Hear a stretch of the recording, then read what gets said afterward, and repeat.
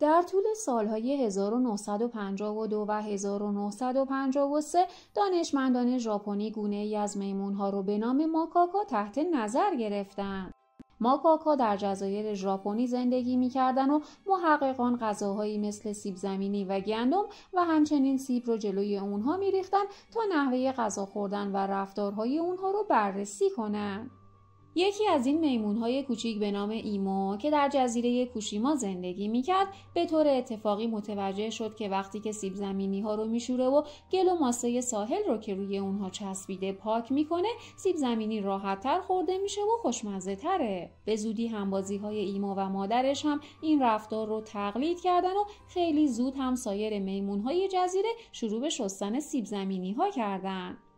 بر طبق گفته‌های واتسون، یعنی شخصی که این میمون‌ها رو مورد مطالعه قرار داده بود، پدیده شستن سیب زمینی‌ها به تدریج در جزیره گسترش پیدا کرده تا در نهایت به 100مین میمون رسید. هنگامی که 100مین میمون شروع به شستن سیب زمینی‌ها کرد، اتفاق عجیبی افتاد. در سایر نقاط جزیره و یا حتی در سایر جزایری که هیچ ارتباطی با این جزیره نداشتن، همه میمون‌ها شروع به شستن سیب زمینی‌ها کردن و چنان به روشی غریزی این کار رو انجام میدادن انگار که از قبل این کار رو بلد بودن و همیشه انجام میدادن. واتسون عدد 100 رو در این آزمایش رسیدن به جرم بحرانی نامگذاری کرده و معتقده که وقتی که تعداد شوینده های سیب زمینی از حد آستانه 100 عبور کرده، سایر میمون ها هم به طور ناخودآگاه این عادت رو یاد گرفته و انجام دادن. به نظر میرسه که ناخودآگاه جمعی میمون ها بعد از تغییر رفتار 100مین میمون دستخوش تغییرات شده و منجر به هوشیاری گروهی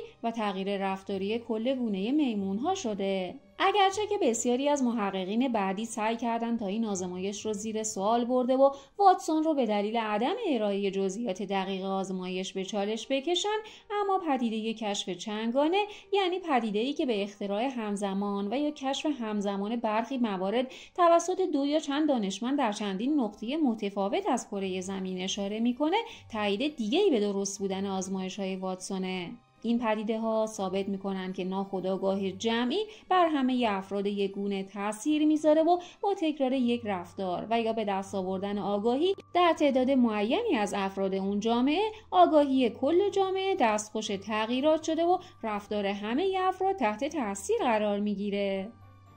ما انسان‌ها با انجام دادن هر رفتار به خصوص بر ناخودآگاه جمعی تأثیر گذاشته و موجب تغییر رفتار سایر افراد جامعه در گونه انسانی میشیم. پس هر زمانی که تردید داشتید که کاری رو که درسته انجام بدید یا نه، و یا اینکه اگه خواستید یک کاری رو که اشتباهه فقط برای یک بار انجام بدید، اون هم به این دلیل که مجبور هستید، یادتون باشه که رفتار شما فقط به خودتون مربوط نمیشه و همه ما انسان‌ها به همدیگه متصل هستیم.